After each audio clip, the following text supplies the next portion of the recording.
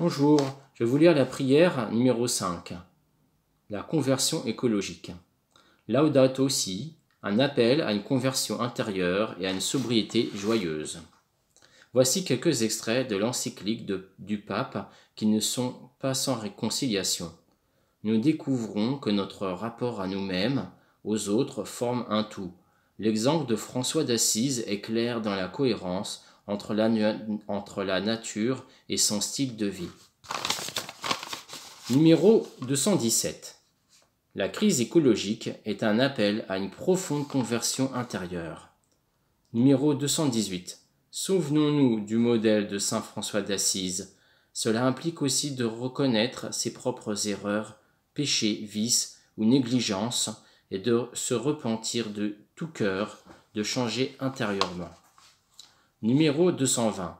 Cette conversion suppose diverses attitudes qui se conjuguent pour promouvoir une protection généreuse et pleine de tendresse.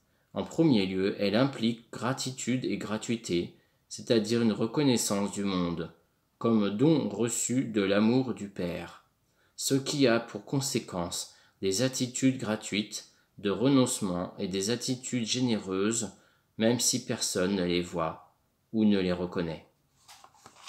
Numéro 222. La spiritualité chrétienne propose une autre manière de comprendre la qualité de vie et encourage un style de vie capable d'aider à apprécier profondément les choses sans être obsédé par la consommation. La spiritualité chrétienne propose une croissance par la sobriété, une capacité de jouir avec peu. C'est un retour à la simplicité qui nous permet de nous arrêter pour apprécier ce qui est petit, pour remercier des possibilités que la vie offre, sans nous attacher à ce que nous avons, ni nous attribuer de ce que nous ne possédons pas. Cela suppose d'éviter la dynamique de la domination et de la simple accumulation de plaisir. Numéro 223. La sobriété qui est vécue avec liberté et de manière consciente est libératrice. On peut vivre intensément avec peu, surtout quand on est capable d'apprécier d'autres plaisirs et qu'on trouve satisfaction dans les rencontres fraternelles, dans le service, dans le déploiement de ses charismes. Le bonheur requiert de savoir limiter certains besoins qui nous abrutissent en nous rendant ainsi disponibles aux multiples possibilités qu'offre la vie.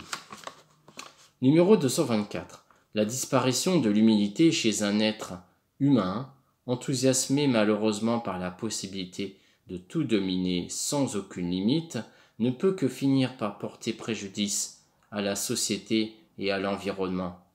Il n'est pas facile de développer cette sainte humilité, ni une sobriété heureuse si nous nous rendons autonomes, si nous excluons Dieu de notre vie et que notre moi prend sa place.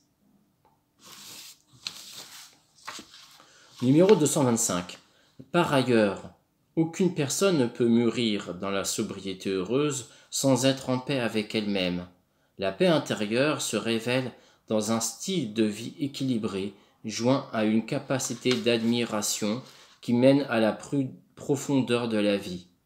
La nature est pleine de mots d'amour, mais comment pourrons-nous les écouter au milieu du bruit constant, de la distraction permanente et anxieuse ou du culte de l'apparence? Réaction. Comment recevons-nous cet appel du pape François à vivre une sobriété heureuse? Comment cela se manifeste dans notre vie de tous les jours?